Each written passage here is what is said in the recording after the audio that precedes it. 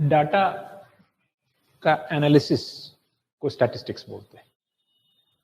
Data मतलब कोई भी हो सकता है, यहाँ हम डेटा लिखे हैं, पर डेटा का मतलब जैसे एक क्लास में एग्जाम हुआ, कौन बच्चा कितना नंबर लाया, 25 नंबर लाया 4 बच्चा क्लास में, 30 नंबर लाया 6 बच्चा क्लास में, एक डेटा है। या कोई क्रिकेटर है जो लास्ट 20 मैचेस में उसका बैटिंग परफॉर्मेंस कैसा रहा है, 10 रन से कम बनाया वो 4 मैच में, 10 रन से 20 रन के बीच में वो बनाया 6 मैच में, 20 रन से 30 रन के बीच में बनाया वो 2 मैच में। ये डेटा है। इस तरह का बहुत डेटा, जैसे कोई कंपनी है उसका हम सेल्स का डेटा आपको दे दें कि इस साल से इस साल के बीच में कंपनी इतना प्रॉफिट किया, फिर इस साल से इस साल के बीच में इतना प्रॉफिट किया। तो एक तो डेटा को जो हम लोग प्रेजेंट करते हैं वो टेबुलर फॉर्म में हम प्रेजेंट करते हैं। माने एक तरीका है डेटा को टेबुलर फॉर्म में प्रेजेंट करने का। एक तरीका है पाई चार्ट बना करके ऐसे ऐसे करके। मान लीजिए कि हम गए एक कंपनी की तरफ से कुछ पैसा है जो कंपनी अर्न किया, और उस पैसे को अब इन्वेस्ट करना है। तो हम कई चीजों में इन्वेस्ट कर सकते हैं। मे बी हम अपने पैसे का कुछ हिस्सा का हम लैंड खरीद सकते हैं कहीं पे, इस उम्मीद में कि भविष्य में जब वो लैंड का कीमत बढ़ जाएगा तो फिर सेल करेंगे, उसको कमाएंगे। हम कुछ पैसा हो सकता है गोल्ड में इन्वेस्ट कर दें, सर्टेन परसेंट ऑफ, तो जितना एरिया दिख रहा है, इस पाई चार्ट बोलते हैं इसको, उतना अधिक समझिए कि प्रतिशत हम गोल्ड में इन्वेस्ट कर रहे हैं। कुछ हम शेयर्स में इन्वेस्ट कर सकते हैं, या कोई और फॉर्म ऑफ इन्वेस्टमेंट में भी फिक्स डिपॉजिट्स हम बैंक में रख सकते हैं। या अभी जैसे फाइनेंस मिनिस्टर जो हमारे देश की हैं निर्मला सीतारमण, वो 1 फरवरी को हर साल बजट डे होता है। यानी डिसाइड होता है कि जो भी रूलिंग गवर्नमेंट होता है वो डिसाइड करता है कि हम जो पैसा टैक्सेस के रूप में हम लेंगे लोगों से, उस पैसे को कैसे कैसे खर्च करेंगे। तो वो बजट डे के दिन फाइनेंस मिनिस्टर बताते हैं पार्लियामेंट को कि हम उसका इतना परसेंट डिफेंस में खर्च करेंगे, इतना परसेंट हाउसिंग में खर्च करेंगे, इतना एजुकेशन में खर्च करेंगे, वगैरह वगैरह, इतना हम हाईवेज बनाएंगे, इतना रेलवेज और ज़्यादा ट्रेन हम इस बार चालू करेंगे। तो डेटा को प्रेजेंट करने का 3 तरीका है मुख्य रूप से। एक तो हम टेबल बना करके दे दें, इधर the amount of money and the sector जिसमें हम एक्सपेंड करने जा रहे हैं, टेबुलर फॉर्म बोलते हैं। एक है हम पाई चार्ट बना करके इस तरह से सेक्टर्स में डिवाइड कर दें, एक है ग्राफ बना के दे दें। तो 3 तरह का से हम लोग डेटा प्रेजेंट करते हैं। अभी हम सिर्फ टेबुलर फॉर्म पे कंसंट्रेट करेंगे। जैसे यहां हम कुछ डेटा लिखे हैं, देखिए 2 कॉलम बनाए हैं, यहां लिखे हैं मार्क्स ऑब्टेन्ड और यहां number of students. Total 30 students है किसी क्लास में, और कोई एक एग्जाम लिया गया है, उसका 100 नंबर का टेस्ट है। तो 100 नंबर में कितना मार्क्स आया है तो वही लिखा है। एक बच्चा है जिसको 10 नंबर आया है 100 में, एक बच्चा ऐसा भी है जिसको 95 नंबर आया है 100 में, 72 मार्क्स आया है, एक बच्चा को 70 मार्क्स आया है आउट ऑफ 100। चलो, तो यहां जो आप देख रहे हैं यह है मार्क्स ऑब्टेन्ड, और यह है नंबर ऑफ स्टूडेंट्स जो उतना मार्क्स ऑब्टेन किए। इसी डेटा को हम देखिए एक दूसरे रूप में यहां पे लिखे हैं। बहुत इंपॉर्टेंट है ये डिफरेंस को समझना। अभी जो यहां पे डेटा लिखे हुए हैं, इस रूप में डेटा को जब लिखते हैं तो बोलते हैं अनग्रुप डेटा। उसी डेटा को देखिए हम अब ग्रुप करके लिखे हैं। उसका मतलब हम यहां पे देखिए लिखे हैं 10 नंबर से 25 नंबर के बीच में कितना विद्यार्थी है जिसको नंबर आया है।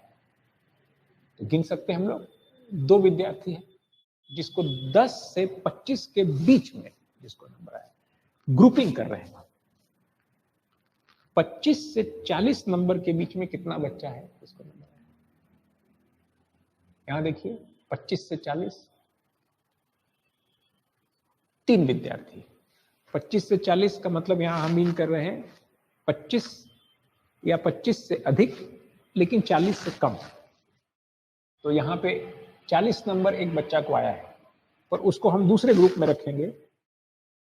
कोई भी आप एक इंटरवल जब डिफाइन करते हैं तो कोई एक साइड होता है उस सेट का में इंक्लूडेड और दूसरा नॉट इंक्लूडेड। जैसे यहां पे जो लिखे हैं इंटरवल, तो ग्रेटर देन और equal to 10 but less than 25, यानी कि 25 किसी को आया होगा मार्क्स, तो उसको हम इस ग्रुप में नहीं लिखेंगे। फिर ये नेक्स्ट इंटरवल जो है उसमें ग्रेटर देन और equal to 25 but less than 40, greater than और equal to 40 but less than 55। ऐसा जरूरी नहीं है, हम पहले से हमको ये डिफाइन कर देना होगा कि हम यहाँ जो लिख रहे हैं ग्रुप में बांट रहे हैं इंटरवल्स, इनको बोलते हैं क्लास इंटरवल। तो वो हम पहले से बता देंगे कि इस इंटरवल का जो अपर लिमिट और लोअर लिमिट है, कौन है जो इंक्लूडेड है मेरे उस इंटरवल में, ये पहले से डिसाइड कर लें। तो जैसे हम यहाँ पे लोअर लिमिट को अपने इंटरवल में इंक्लूड किए, तो इसीलिए 25 से 40 नंबर आने वाला विद्यार्थियों का संख्या सिर्फ 3 लिखे, और 40 से 55 के बीच में गिनती कर लीजिए, 4 और 3 7, एंड इसी तरह से 70 से 85, 85 से 100। इसी डेटा को हम अगर इस रूप में लिखें तो इसको बोलते हैं ग्रुप्ड डेटा। ये ज्यादा हैंडसम है, एज यू कैन सी, ज्यादा ऑर्गेनाइज्ड है। ये है रॉ डेटा। जब आप क्लास में सब बच्चा लोग से पूछना शुरू किए कि तुमको कितना नंबर है, वो तो ऐसा भी नहीं रहता है, वो तो ऐसे रहेगा। एक बच्चा से पूछे कितना नंबर है तो वो बोला 72, ठीक है। दूसरा से पूछे तुमको कितना नंबर है तो 70। इस तरह से लिखते चले जाएंगे। 80, 56, फिर दूसरा से पूछे तो बोला 40, फिर एक से पूछे बोला 40, फिर दूसरा से पूछे तो बोला 36, फिर कोई से पूछे तो बोला 95। यह है रॉ डेटा, एकदम बिल्कुल इसी रूप में रहता है मेरा इनिशियल डेटा। और इस डेटा को हम अगर इस रूप में लिखते हैं, ये डेटा में और इस टेबल में अंतर है। यहां हम एक असेंडिंग ऑर्डर में लिखे हैं मार्क्स, यहां रैंडम है। इसमें जो सबसे कम नंबर था उसको यहां लिखे, और गिनती कर लिए कि 10 नंबर आने वाला कैठो बच्चा है, उसको यहां लिख दिए। तो ये असेंडिंग ऑर्डर में लिखा हुआ है। जरूरी नहीं था, हम डिसेंडिंग ऑर्डर में भी लिख सकते थे, बट जो भी ऑर्डर फॉलो करें, एक ऑर्डर होना चाहिए डेटा के प्रेजेंटेशन में, देन इट लुक्स ऑर्गेनाइज्ड। क्योंकि हम अब इसी डेटा से कुछ एनालिसिस करके कुछ ऑब्जर्वेशन हम करने वाले हैं, वो उसी का क्लास है कि हम इस डेटा से अब क्या निकालने वाले हैं, क्या एनालिसिस करना चाहते हैं, विल लर्न। तो इस रूप में अगर आप डेटा लिखते हैं तो इसको बोलते हैं अनग्रुप्ड डेटा। इस रूप में लिखते हैं तो बोलते हैं ग्रुप्ड। आप ग्रुप्स में बांट दिए, इसको बोलते हैं क्लास इंटरवल्स। जिसको भी हम ग्रुप बोले, इसको क्लास इंटरवल बोलते हैं। और इसका जो विड्थ है 15 का विड्थ है, 25 माइनस 10 15। तो 15 विड्थ का हम क्लास इंटरवल्स बांट दिए हैं। ये जो नंबर सब यहां लिखा है, इसको बोलते हैं एक्स सिंबल से हम डिनोट करेंगे, एक्स आई ऐसा सिंबल से डिनोट करेंगे। ये मेरा ऑब्जर्वेशन है, ऑब्जर्व्ड वैल्यू, और इसको बोलते हैं फ्रीक्वेंसी। हम एफ आई सिंबल से रिप्रेजेंट करेंगे। I stands for the ith observation. Let's say this is my first observation. अब फर्स्ट ऑब्जर्वेशन का फ्रीक्वेंसी है 1, यानी कि कितना बार इस डेटा में 10 दिखा है, एक बार, हाउ फ्रीक्वेंटली।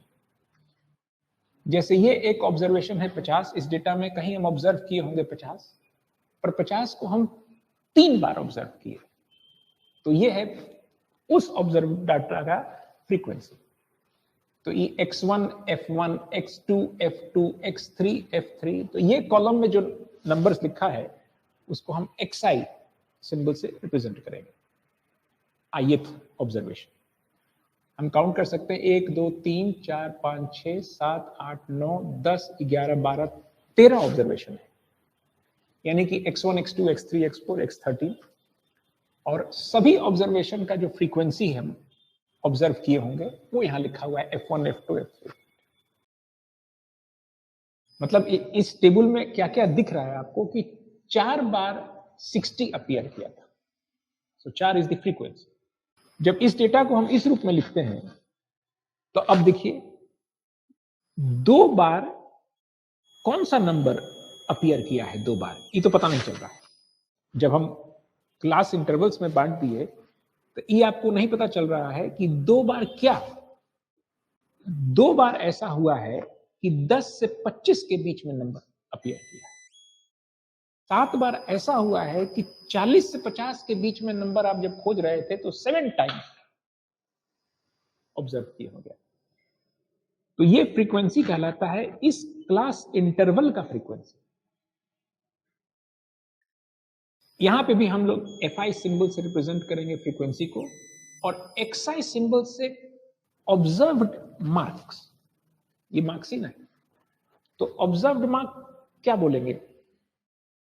इस केस में तो ऑब्जर्व्ड मार्क दिख रहा है, 4 फ्रीक्वेंसी वाला ऑब्जर्व्ड मार्क्स 40 है, पर यहां पे ये 6 फ्रीक्वेंसी है, कौन सा नंबर है जो 6 बार अपीयर किया है ये पता नहीं चल रहा है। तो हम क्या करेंगे ना कि the lower limit and upper limit जो क्लास इंटरवल का है उसका एवरेज ले लेते हैं। 10 और 25 के बीचों बीच जो नंबर है वो है 25 + 10 35 डिवाइडेड बाई 2, वही है XI। यानी इस क्लास इंटरवल का जो XI है, हम यहां एक और कॉलम बना रहे हैं,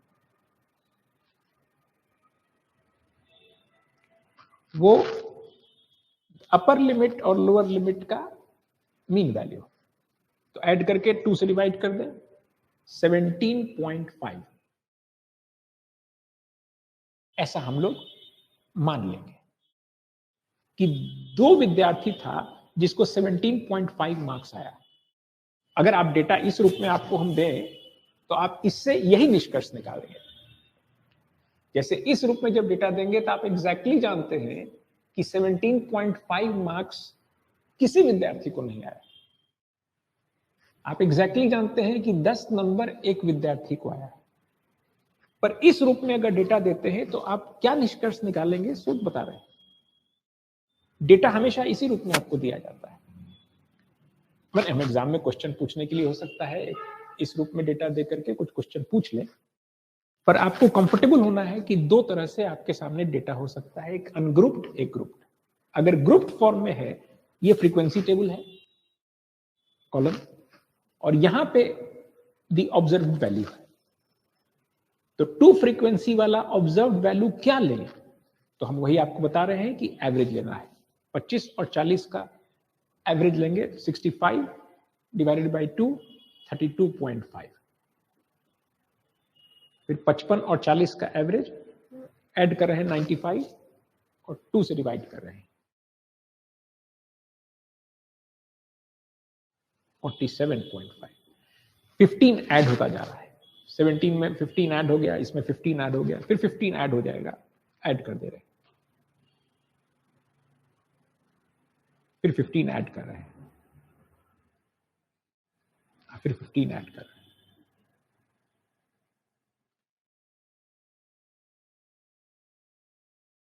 चलिए, तो हम लोग समझ गए कि टेबुलर फॉर्म में जब डेटा दिया जाएगा तो there are 2 columns.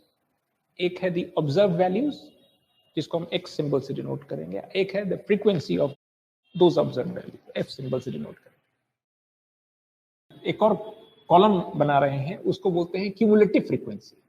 Cumulative frequency, इसको फ्रीक्वेंसी बोलते हैं, क्यूमुलेटिव फ्रीक्वेंसी बोलते हैं। हम इसको FC सिंबल से डिनोट करेंगे। I लिख रहे हैं सबस्क्रिप्ट में, क्योंकि I मतलब ith ऑब्जर्वेशन का क्यूमुलेटिव फ्रीक्वेंसी।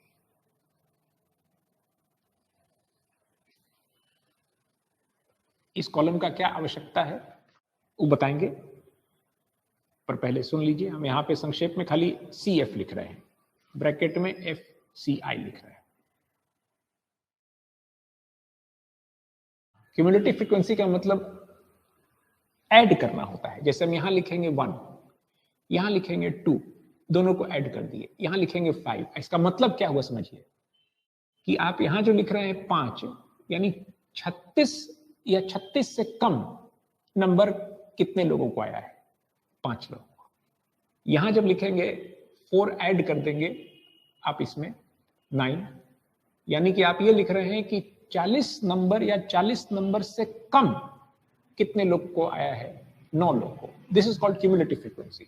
अब उस पर हम फिर 3 ऐड कर देंगे, फिर 2 ऐड कर देंगे, 18, 22, 23, 24, 26, 29, 30।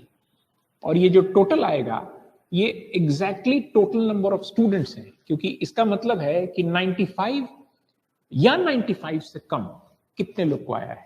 तो पूरा क्लास में 30 विद्यार्थी था, तो 95 इज द मैक्सिमम मार्क्स जो किसी को आया है। तो 95 या 95 से कम कितने लोग को आया है? तो द होल क्लास 30। यहां पे भी हम लिख रहे हैं ये जो क्यूमुलेटिव फ्रीक्वेंसी है, इसको जब हम ऐड करेंगे तो टोटल नंबर ऑफ स्टूडेंट्स या टोटल नंबर ऑफ ऑब्जर्वेशंस जो आप लिए हैं वो आ जाएगा। इसको भी ऐड कीजिएगा तो वही आएगा। सिग्मा FI बोलते हैं, सम ऑफ द फ्रीक्वेंसीज। ये नंबर 2 लोगों को आया, इतना नंबर 3 लोगों को आया, यही निष्कर्ष हम निकालेंगे इस डेटा से। इतना नंबर 6 लोगों को आया, तो इसको ऐड कर दीजिएगा इस कॉलम को, तो आपको total number of students in the class, जो कि आप ऐड करते करते जब यहां पहुंचिएगा तो 30 आना चाहिए। तो यहां लिखेंगे 2, ये क्यूमुलेटिव फ्रीक्वेंसी लिख रहे हैं, 2 में 3 ऐड करेंगे, फिर 12 ऐड करेंगे, 18, 24 एंड 30। इस कॉलम का मतलब अभी समझ जाइए, क्या इस्तेमाल करेंगे तो देखिएगा। अगर हम यहां पे लिखे हैं 12, इस क्लास के सामने 40 to 55 क्लास के सामने हम लिखे हैं 12, यानी कि 12 लोग हैं जिनको 55 से कम नंबर आया है, यही मतलब है इसका। 24 लिखे हैं, इसका मतलब है 24 लोग ऐसे हैं जिनका नंबर 85 से कम, इक्वल टू 85 हम नहीं बोले, क्योंकि हम पहले ही बता दिए हैं कि इसमें upper limit is not included in the class. चलिए इतना हम लोग समझ गए। हम क्या जानना चाहते हैं? कोई भी डेटा, जैसे अभी यहाँ पे डेटा हम लिखे थे ना, यही इसी को हम लिख रहे हैं रॉ फॉर्म में, लिख रहे हैं 10, 56, 50, 40, 95, 92, 50, 53 बार है, आगे भी होगा 40 वगैरह वगैरह। मतलब 30 बच्चों का मार्क्स लिख दिया, टोटल 30 स्टूडेंट्स का मार्क्स समझिए लिखा हुआ है रैंडमली। इसी रूप में पहले आपके पास डेटा होगा।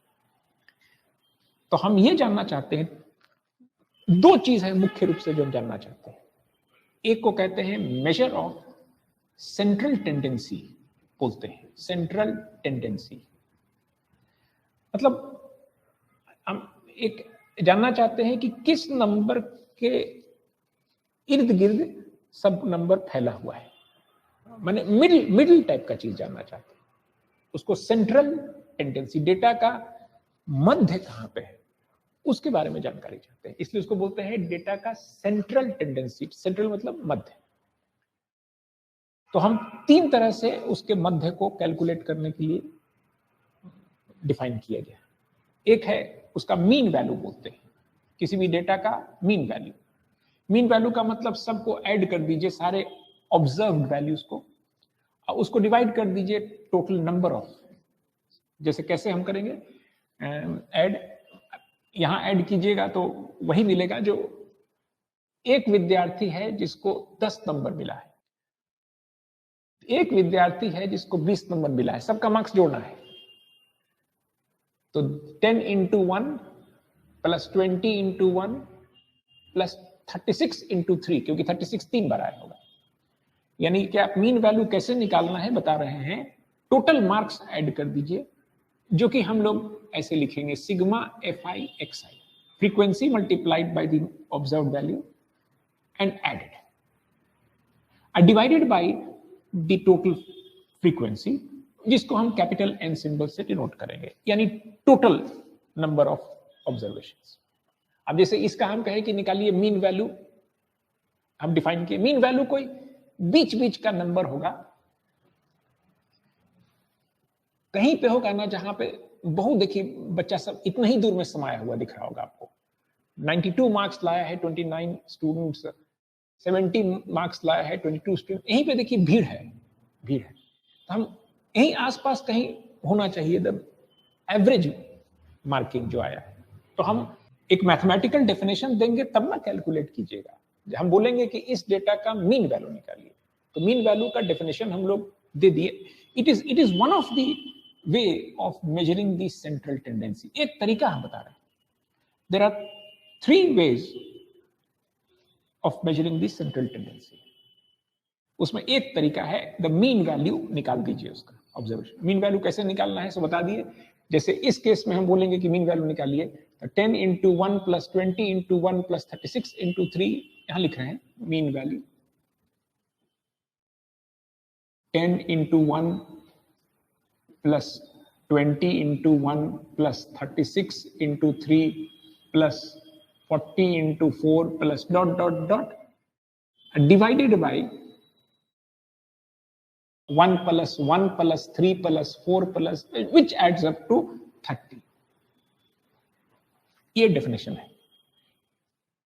Total marks obtain divided by total number of students, ऐसा नहीं बोलेंगे क्योंकि इस डेटा में ये टोटल मार्क्स है और ये स्टूडेंट्स का संख्या है।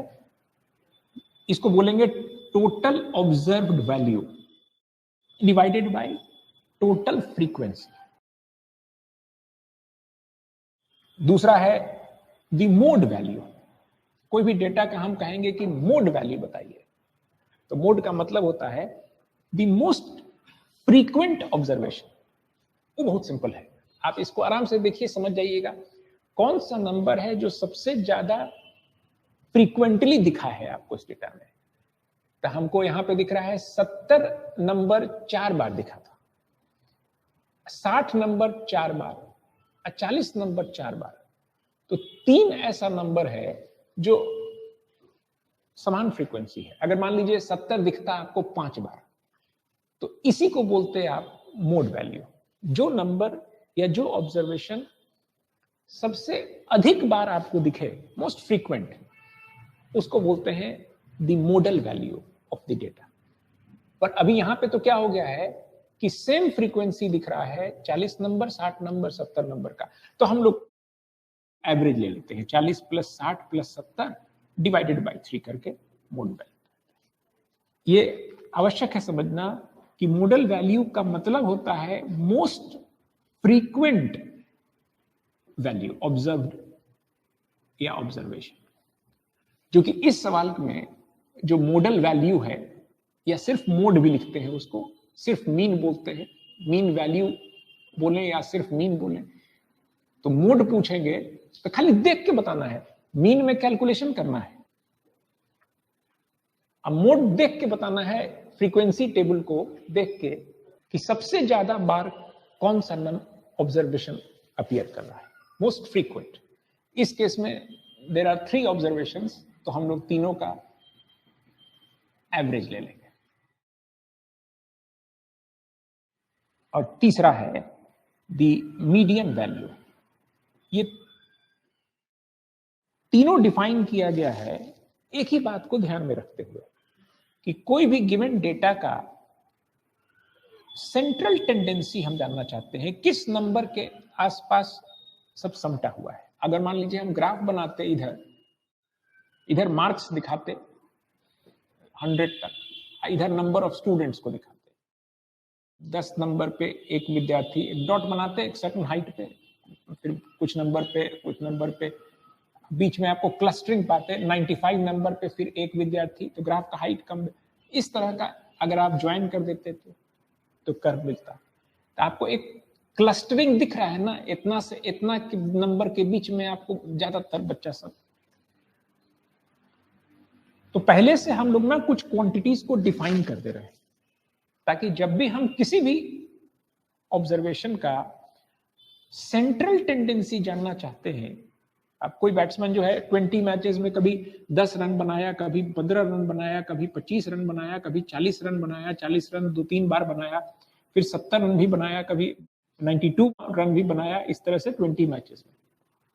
यानी उसका करियर का जो ग्राफ है, इधर हम रन्स, इधर नंबर ऑफ टाइम्स, फ्रीक्वेंसी, तो कोई एक पर्टिकुलर इतना से इतना रन होगा ना जिसके बीच में वो most of the time score करता, समथिंग लाइक दैट। हम एक मैथमेटिकल होना चाहते हैं कि हम पूछे कि बताइए कि इस डेटा का सेंट्रल वैल्यू क्या है, तो सेंट्रल वैल्यू में आप क्या जवाब देंगे? यही 3 जवाब आप देंगे। आप इस ऑब्जर्वेशन का या किसी ऑब्जर्वेशन का मीन वैल्यू कैलकुलेट करके बता दीजिए, ऐसे कैलकुलेट, मोड वैल्यू खाली देख के बता दीजिए, जो सबसे ज्यादा फ्रीक्वेंटली ऑब्जर्व हुआ वो देख के बताना है, कोई कैलकुलेशन नहीं करना। तीसरा है मीडियन वैल्यू। मीडियन वैल्यू किसको बोलते हैं? ऑब्जर्वेशन का बीचों बीच वाला value, the middle value, middle value. जैसे आप इसको देखते जाइए, मिडिल वैल्यू कैसे कैलकुलेट करेंगे? टोटल 30 स्टूडेंट्स का मार्क्स है और असेंडिंग ऑर्डर में अरेंज करके यहां लिखा हुआ है 10, 20, फिर 36, 36, 36, उसके बाद 40, 40, 40, फिर 50, 50, 50। अब हम असेंडिंग ऑर्डर में लिख दिए उसी डेटा को, और टोटल यहाँ पे डॉट डॉट डॉट है, 30 स्टूडेंट्स का मार्क्स लिखा हुआ है। आपको एकदम ठीक बीच वाला स्टूडेंट का मार्क्स बताना है, बीच वाला। बीच वाला मतलब अगर यहाँ टोटल नंबर ऑफ ऑब्जर्वेशंस एक इवन नंबर है, तो इवन नंबर का मध्य नहीं होता है। जैसे यहाँ पे हम अगर 5 नंबर लिख दें, A1, A2, A3, A4, A5, तो एक इसका मध्य होता है, और नंबर का एक मिडिल वैल्यू होता है। अब यहाँ पे 30 डेटा लिखा है, तो बीच वाला कौन है? तो 30 का तो बीच होगा नहीं। बीच मतलब हम उसको बोलते हैं जिसके दोनों तरफ बराबर नंबर। अगर यहाँ पे 31 स्टूडेंट्स का मार्क्स लिखा होता तब उसका बीच होगा। जैसे 5 का मिडिल कौन है? 5 + 1/2, द थर्ड टर्म। यानी कि अगर n एक इवन नंबर हो, इफ n इज इवन, तब 2 वैल्यू को मिडिल बोलते हैं। जैसे कि मान लीजिए यहाँ पे 6 नंबर लिखा हो, A1, A2, A3, A4, A5, A6, तो हम इसको और इसको दोनों को बोलते हैं मिडिल। और अगर ऑड हो नंबर ऑफ ऑब्जर्वेशंस, तो there is one particular value जिसको मिडिल वैल्यू बोलेंगे। तो मीडियन वैल्यू कैसे कैलकुलेट करना है वो देखिए। It depends if n is odd, तब हम लोग n + 1/2th डेटा जो होगा, मतलब गिनती करना होगा।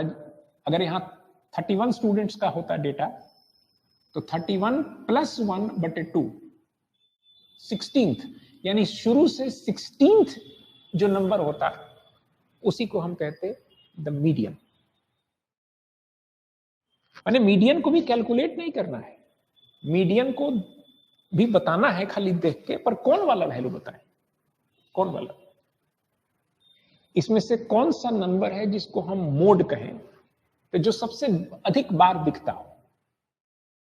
3 नंबर है तो एवरेज ले लिए, और इसमें से किस नंबर को हम कहें द मीडियन? तो देखिए क्या लिखे हैं कि अगर n ऑड हो तो 1/2th वैल्यू बता दीजिएगा, और अगर n इवन हो तो n/2th value even number n, और n/2 + 1th वैल्यू का एवरेज, इतना प्लस इतना बाय 2, वो बताइए। जैसे इस केस में देखें 30 स्टूडेंट्स का ऑब्जर्वेशन है यहां, तो हमको 30/2 यानी 15th ऑब्जर्वेशन एक ऑर्डर में लिखने के बाद असेंडिंग ऑर्डर में लिख दिए। तो 15th स्टूडेंट का ऑब्जर्वेशन x15 और 16th स्टूडेंट का ऑब्जर्वेशन देख के उसको एवरेज ले लेना है। याद रहे, फिर से हम आपको समझा दे रहे हैं, 30 स्टूडेंट्स का मार्क्स यहां लिखा है, हमको इसका मीडियन वैल्यू चाहिए। तो शुरू से 15वां स्टूडेंट और 16वां स्टूडेंट का जो नंबर है, वो दोनों नंबर को हम ऐड करके 2 से डिवाइड करें। यही अगर ऑड नंबर ऑफ स्टूडेंट्स होता, मान लीजिए 31 स्टूडेंट्स का होता, तो 31 प्लस 1 बटे 2, यानी सिर्फ 16वां स्टूडेंट का जो नंबर होता वही बताते हैं। तो इसको हम लोग बोलते हैं द मिडिल मोस्ट वैल्यू। मतलब ये तीनों संख्या जो है, mean value, mode value and median value. Mean माने एवरेज, मोड माने मोस्ट फ्रीक्वेंट वैल्यू, और मीडियन माने द मिडिल मोस्ट। पूरे डेटा को सजा लीजिए, मान लीजिए 100 डेटा है, यहाँ पे 100 ऑब्जर्वेशन है, और उसका हमको मिडिल मोस्ट चाहिए, तो 100 का तो बीच होगा नहीं। 100 बटे 2 50th और 51st ऑब्जर्वेशन का एवरेज। तो हम लोग इसमें ही करेंगे, हम लोग को 15th और 16th स्टूडेंट का नंबर चाहिए। अब वो यहां नहीं दिखेगा, यहां दिखता है। 15th स्टूडेंट कौन है, तो यहां दिखेगा ना आपको, देखिए 14 स्टूडेंट यहां दिख रहा है। 14 स्टूडेंट हैं जिनको 56 से कम नंबर आया है, और फिर 18 स्टूडेंट हैं जिनको 60 से कम नंबर आया है। तो 15वां स्टूडेंट और 16वां स्टूडेंट का हमको नंबर चाहिए। तो आप दिमाग लगाइए, यहां पे समझिए, 15वां स्टूडेंट को कितना नंबर आया है, यहां से गिन रहे हैं ना, 2 3 5 4 9 3 12 2 14। यहां पे 14 स्टूडेंट तक 56 नंबर है 14th को। यानी आप इस डेटा को अगर सही आके ऐसे लिखे होते हैं ना, 10 20 36 36 36 36 3 बार, 40 40 40 4 बार, 50 50 50 3 बार, तो 14th स्टूडेंट का नंबर आपको दिखता 56। इसीलिए इंपॉर्टेंट है data column, cumulative frequency. 14th student का नंबर है 56। उसके बाद जो नेक्स्ट नंबर होगा वो है 60, जो 4 बार होगा। तो 15 स्टूडेंट को मिला है 60, और 16वें स्टूडेंट का भी नंबर है 60। 15th को भी 60 नंबर आया है, क्योंकि 60 4 बार दिखेगा। तो 15वां स्टूडेंट, 16वां, 17वां, 18वां तक 60 आया है। तो 15 स्टूडेंट को 60 आया है, और 16 स्टूडेंट को भी 60 आया है। दोनों का जो एवरेज है वो है इसका median value, x15 plus x16 बटे 2, which is equal to in this case 60 plus 60 by 2। आई कैसे डिसाइड किए 15? n यहां पे 30 है इस केस में, तो n by 2th value equal to 15, 15th value, n by 2th value equals the 15th value.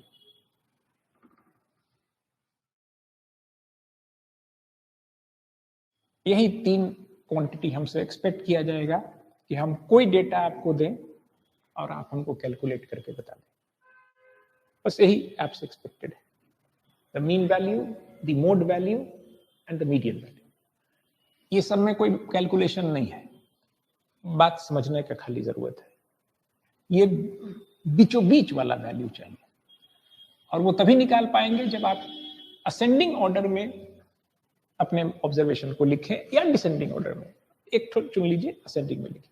Ascending में लिखिए, ये वाला कॉलम का उपयोग यही है कि आपको दिख गया कि 14वां ऑब्जर्वेशन जो है वहां 56 है, आपको 15वां चाहिए, तो 56 के बाद शुरू हो जाता है 60 60 60 4 बार है। सो 15वां ऑब्जर्वेशन 60 है, 16वां ऑब्जर्वेशन भी 60 है, and hence the median is the average of. अब हमको ये सिखाना है कि यही 3 क्वांटिटी अगर हम ग्रुप डेटा दे देकर बोले कैलकुलेट कीजिए, तब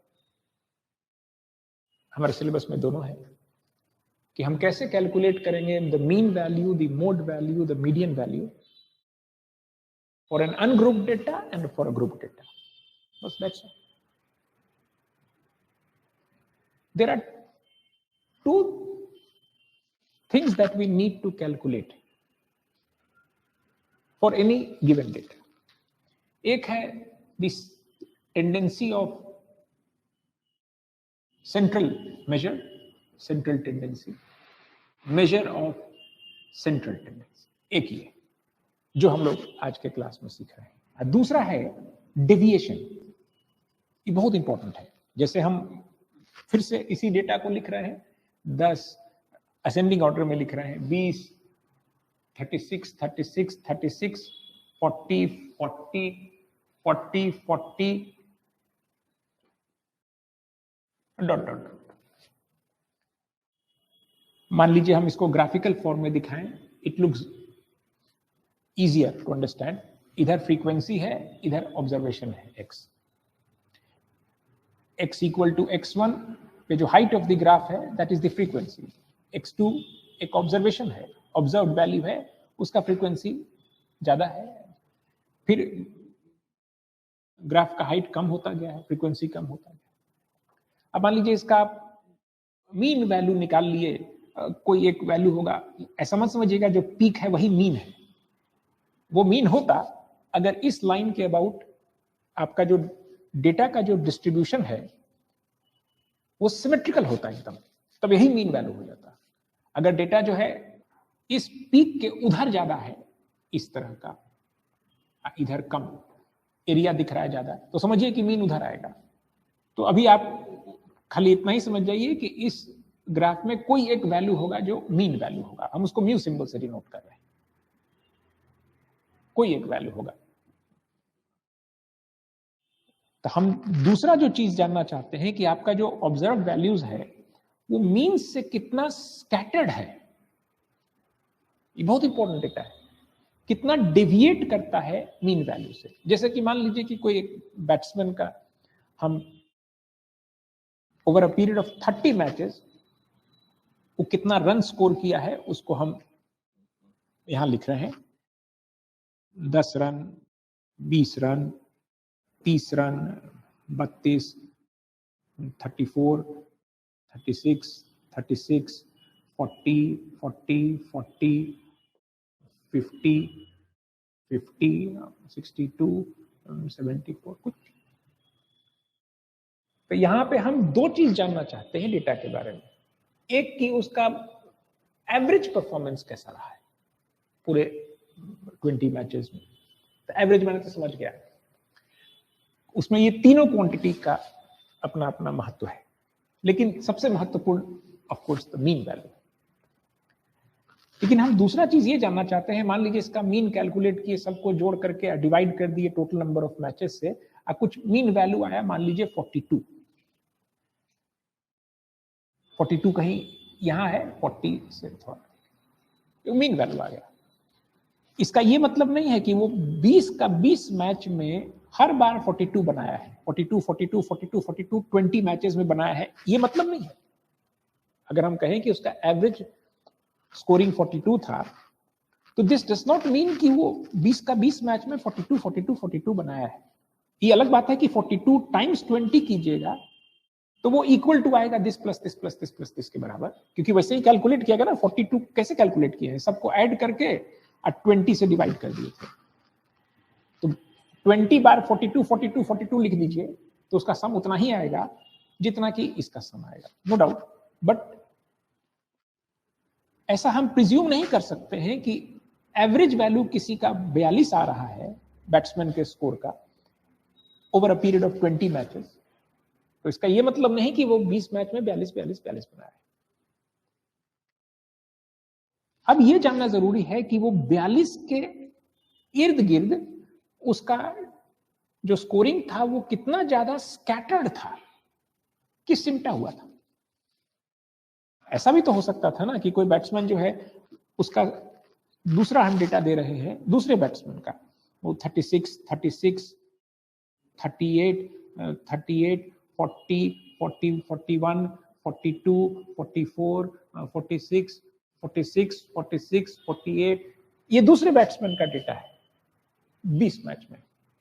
इसका भी एवरेज मान लीजिए आप कैलकुलेट करते हैं 42 आ जाता है, मान लीजिए सबको ऐड करके, बट दोनों बैट्समैन में अंतर आपको दिख रहा है स्कोरिंग में। ये ज्यादा कंसिस्टेंट बैट्समैन है, ये बहुत स्कैटर्ड है। मैंने कभी एक दिन 74 भी बना दिया है और कई बार 10 रन्स पे ही आउट हो गया है। तो इसका जो डेटा है वो उसके मीन वैल्यू के चारों तरफ ज्यादा स्कैटर्ड है दूर तक। और इसका जो ग्राफ बनाइएगा तो उसका ग्राफ थोड़ा इस तरह का होगा, पीक जैसा होगा, यानी मीन वैल्यू के थोड़ा सा लेफ्ट थोड़ा सा राइट में ही उसका सारा स्कोरिंग होगा। तो हम यही जानना चाहते हैं कि मीन वैल्यू से कितना डेविएट करता है वो ऑब्जर्वेशन, जो हम लोग नेक्स्ट क्लास में सीखेंगे, नॉट टुडे। यही दो चीज है जो हम किसी भी ऑब्जर्वेशन के बारे में जानना चाहते हैं, एक उसका मीन वैल्यू और दूसरा कि अपने मीन से कितना डेविएट करता है, डेविएशन फ्रॉम मीन, जो कि बहुत इंपॉर्टेंट है। भाई कोई बैट्समैन ऐसा है जो 20 का 20 मैच में 42, 42, 42, 42, 42, 42 बना है, इमेजिन कीजिए। तो आपको अगर चुनना हो तीनों बैट्समैन में से एक बैट्समैन को हम अपने टीम में रखना चाहते हैं जो ज्यादा कंसिस्टेंट होगा। जो तीसरा बैट्समैन है वो कभी भी सेंचुरी नहीं बनाया है, 50 भी नहीं क्रॉस किया, ये तो कई बार देखिए बना दिया, लेकिन कई बार समय पे 0 पे भी आउट हो गया मान लिया। तो इस पे भरोसा आप कम कर सकते हैं, उस तीसरे बैट्समैन पे भरोसा ज्यादा कर सकते हैं जिसका की डेविएशन फ्रॉम द मीन कम हो। So we need a number जो डिफाइन करे अमाउंट ऑफ डेविएशन को। जैसे मीन डिफाइन कर दिए ना, हम एक नंबर है, हम पूछेंगे इस डेटा का मीन वैल्यू बताइए, तो सब कोई जवाब में एक संख्या बताएगा। उसी तरह से हम पूछेंगे इस डेटा का डेविएशन बताइए from the mean, standard deviation बोलते हैं, सिग्मा सिंबल से डिनोट करते हैं, मीन को म्यू सिंबल से डिनोट करते हैं और स्टैंडर्ड डेविएशन को सिग्मा सिंबल से डिनोट करते हैं। हम बोलेंगे सिग्मा का वैल्यू कैलकुलेट कीजिए, तो आप कैसे कैलकुलेट कीजिएगा जब तक हम डिफाइन नहीं करेंगे। यानी हम नेक्स्ट क्लास में आपको डिफाइन करेंगे कि the deviation of any data from its mean, mean से कितना स्कैटर्ड है वो, ये कैसे कैलकुलेट करना है, वो एकदम स्ट्रिक्ट मैथमेटिकल डेफिनेशन है। और कोई भी डेटा दे करके हम आपसे बस दो ही चीज पूछेंगे कि कैलकुलेट कर दीजिए, एक उस डेटा का मीन वैल्यू और एक उस डेटा का स्टैंडर्ड डेविएशन।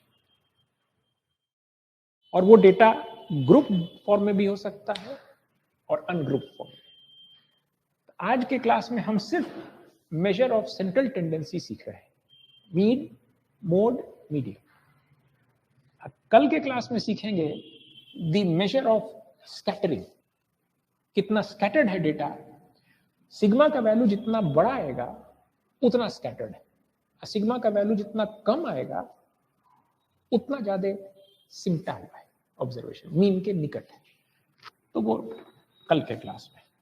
आज पहले हम ये देखें कि अगर डेटा मेरा ग्रुप फॉर्म में है तो कैसे कैलकुलेट करेंगे तीनों चीज, उसका हम नोट्स यहां पहले से लिख के रखे। मेजर्स ऑफ सेंट्रल टेंडेंसी, यही हम लोग का आज का क्लास है। There are 3 measures, 1, 2 and 3। पहला है the mean value which means average.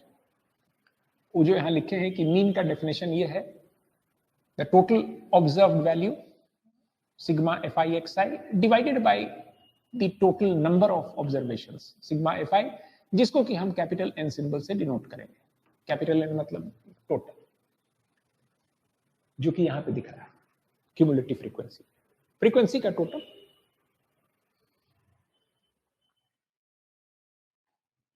दूसरा डिफाइन किए हैं द मोस्ट फ्रीक्वेंट वैल्यू को मोड बोलते हैं, मोस्ट फ्रीक्वेंट वैल्यू। यहां पे भी हम लोग कैलकुलेट करें, सीखे कैसे कैलकुलेट करेंगे। अगर ग्रुप डेटा होगा तो पहले मीन कैलकुलेट करते हैं। मीन का डेफिनेशन तो है सिग्मा fi xi। तो आपको बता तो दिए कि अगर क्लास इंटरवल्स में बांट करके लिखा हो डेटा तो xi का वैल्यू क्या ले, अपर लिमिट और लोअर लिमिट का एवरेज वैल्यू, यानी 17.5 into 2 plus 32.5 into 3 plus 47.5 into 7 and so on and so fourth लिख रहे हैं। 17.5 times 2 plus 32.5 times 3 plus 47.5 times 7 plus dot dot dot divided by 30। यानी आपको अंतर बताना जरूरी था कि डेटा अगर ग्रुप्ड फॉर्म में दिया हो तो कैसे कैलकुलेट करेंगे मीन वैल्यू। मैंने केवल यही ना बताना था कि xi क्या ले, ऑब्जर्व वैल्यू क्या ले। यहां तो आप दे ही नहीं रहे हैं। 10 से 25 के बीच में 2 लोग हैं, तो ऑब्जर्व वैल्यू लेना है average of the lower and the upper limit. It is easy, mean calculate करना इज इजी। एक्चुअली में आप मोड और मीडियन कैलकुलेट नहीं करते, फिर भी इजी है मीन ही। मोड भी इजी है, मोड में भी कोई दिक्कत नहीं है, क्योंकि मोड खाली देखना है कि सबसे फ्रीक्वेंटली कौन सा ऑब्जर्वेशन आ रहा है, कौन सा वैल्यू है जिसको मोड कहें। हाँ, बट इसमें मोड कैलकुलेट करना कठिन है। मोड और मीडियन कैसे कैलकुलेट करते हैं उसको ध्यान से देखिए। इसी को देखिए, आपको इसी में जवाब दिखेगा। मोस्ट फ्रीक्वेंट क्लास पहले देखिए कौन है। मोस्ट फ्रीक्वेंट नंबर तो नहीं दिख रहा है, बट मोस्ट फ्रीक्वेंट क्लास दिख रहा है। 40 से 45 के बीच में 7 बच्चा है। So this class is called the model class.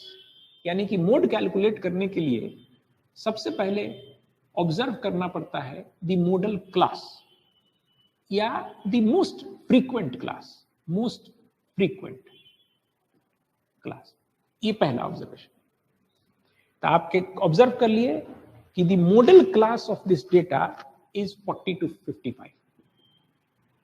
हम यहां पे लिख रहे हैं the lower limit is 40 and the upper limit is 55। यही मॉडल क्लास है, ये सबसे इंपॉर्टेंट स्टेप यही है।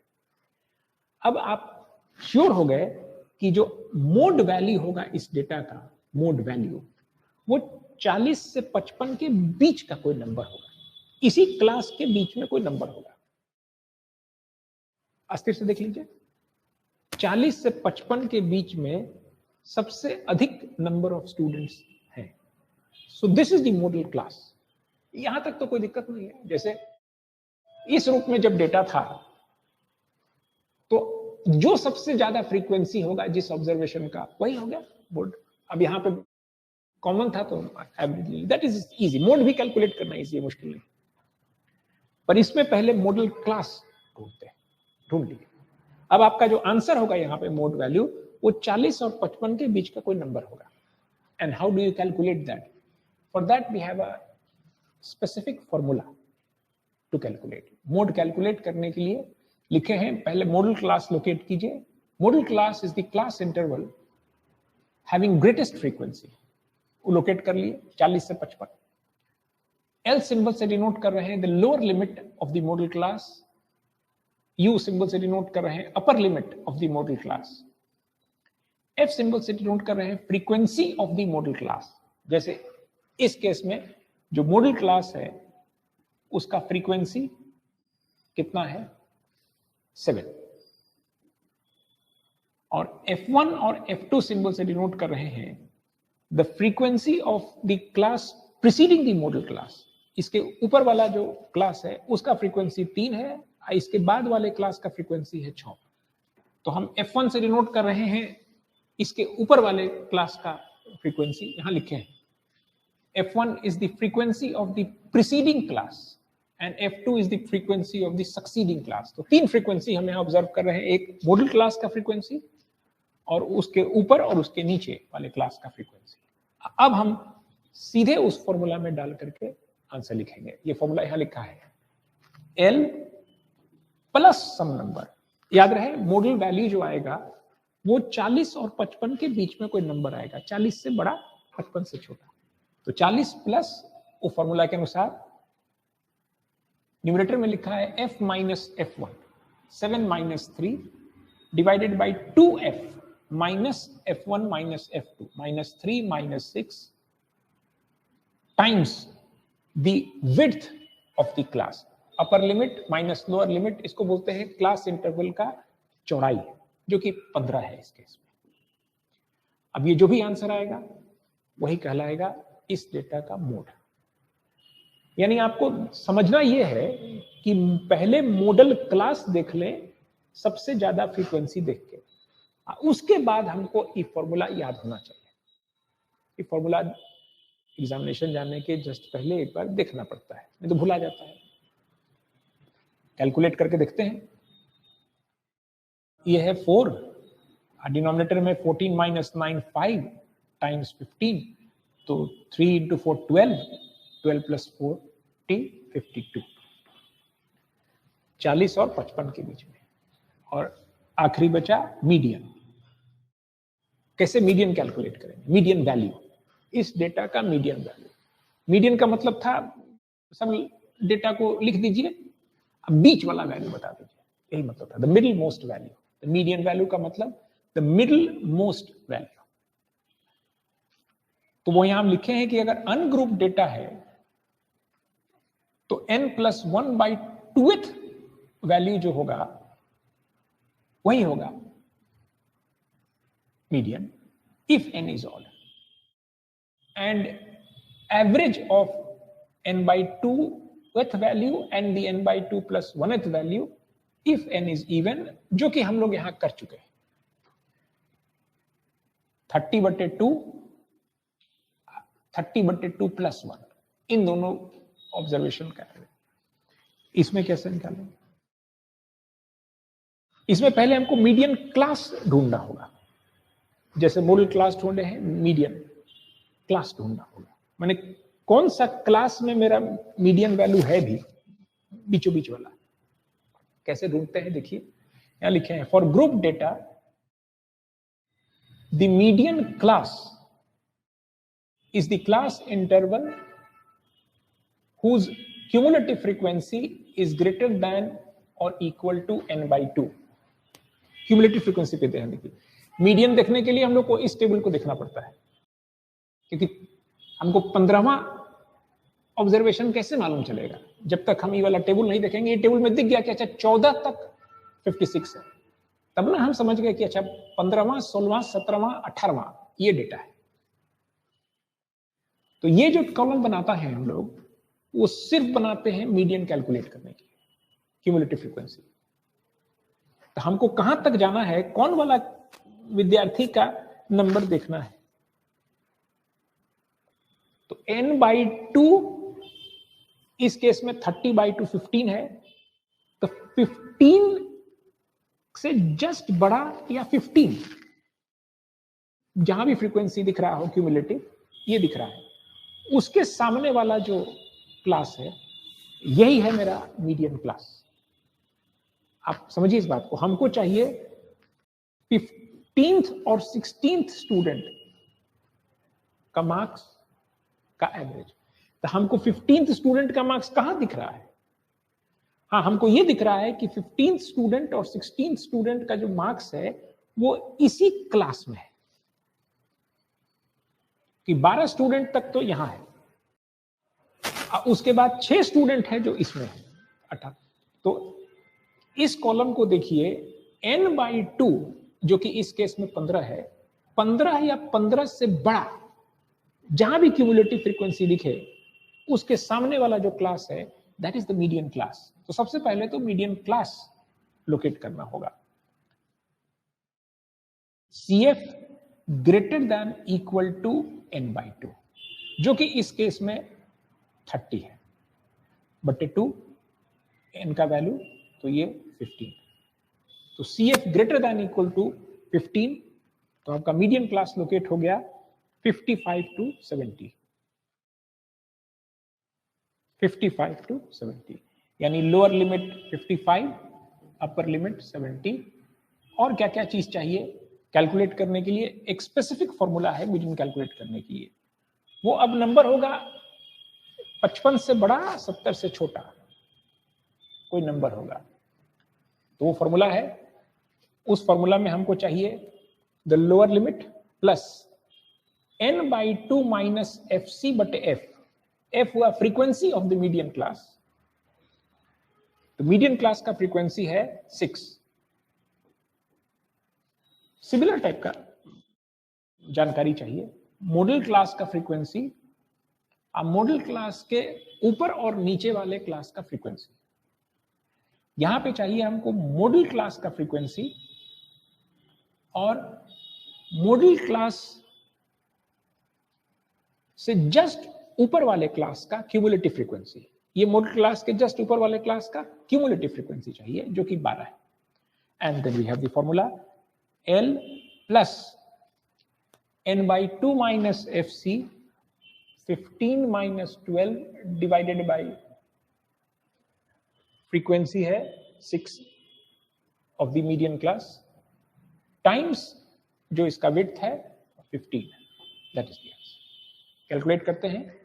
15 minus 12 3 by 6 is half of 15 is 7.5 62.5। अस्थिर अस्थिर से बताना इसलिए जरूरी है, आप कोई भी चीज जीवन में पहली बार जब देखते हैं, it appears to be difficult, but actually it is not.